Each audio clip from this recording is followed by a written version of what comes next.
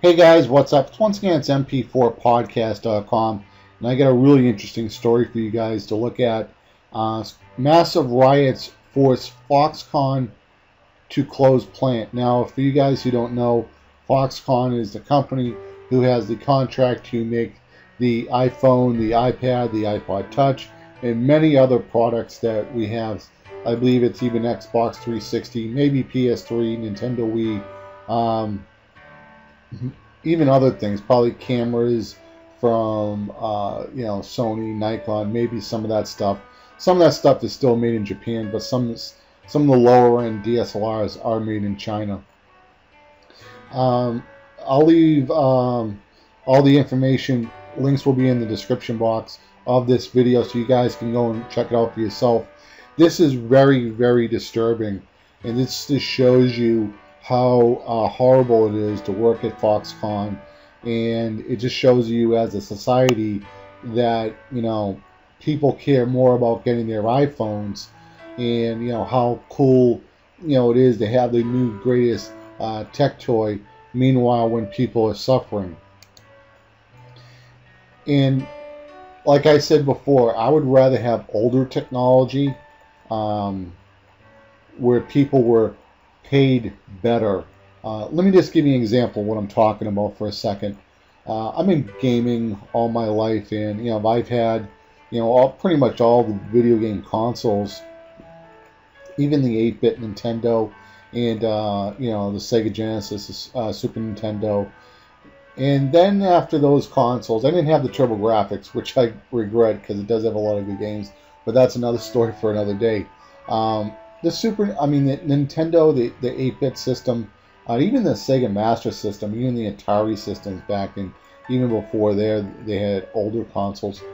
They sold those, like, if it cost the manufacturer like $100 or $200 to produce, let's just say the Sega Genesis. I remember when it came out, it was $189. Came with one game. The game I had was Ultra Beast. If you want to hate me, I actually like Ultra Beast. But that's how much it cost Sega to produce that system. Or maybe it was a little less. Maybe they made $20 profit on it or so on. And, people got paid well. People weren't being abused. And, it was good for everybody. And at the time, the first time you see this stuff, it's not really a big deal. It's not like you're looking at graphics that are from like maybe PS1 or PS2 or PS3 or whatever the console is. It's new to you, so it's a new experience. And then things got a little, they kind of went downhill a little bit. It first started from what I remember was the 3DO system, which actually I think cost $700 to produce.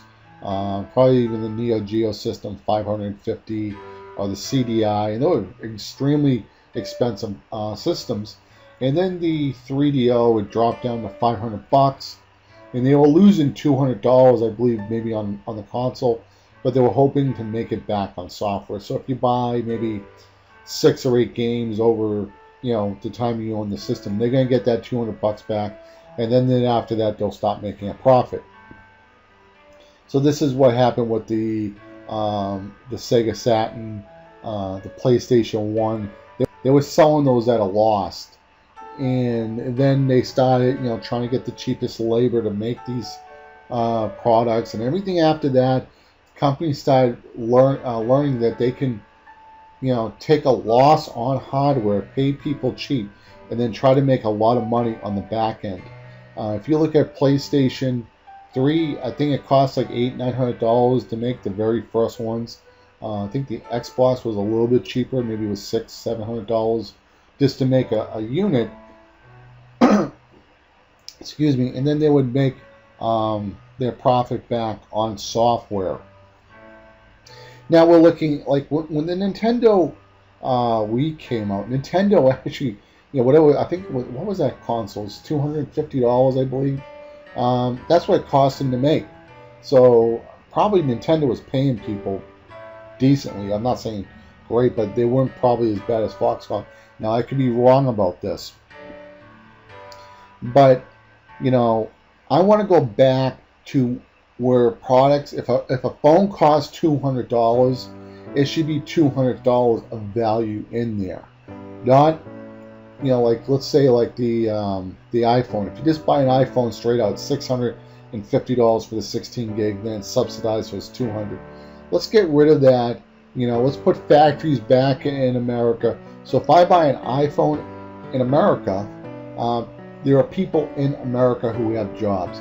Put a factory in Canada. So if a Canadian buys an iPhone, Canadians have jobs.